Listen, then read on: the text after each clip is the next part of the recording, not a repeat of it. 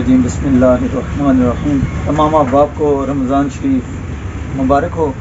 मैं कलाम पढ़ने जा रहा हूँ। मेरे चैनल को सब्सक्राइब कीजिएगा। मनाया कर तेनू रंग लग जावणगे, मीलाद मनाया कर तेनू रंग लग जावणगे, गीता कद गाया कर तेनू रंग लग जावणगे, गीता कद गाया कर तेनू रंग लग जावणगे।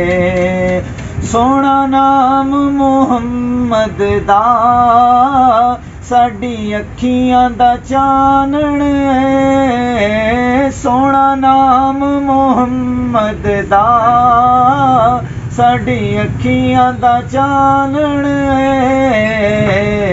चुम अखियां नू लाया कर तेनू रंग लग जावणगे, चुम अखियां नू लाया कर तेनू रंग लग जावणगे।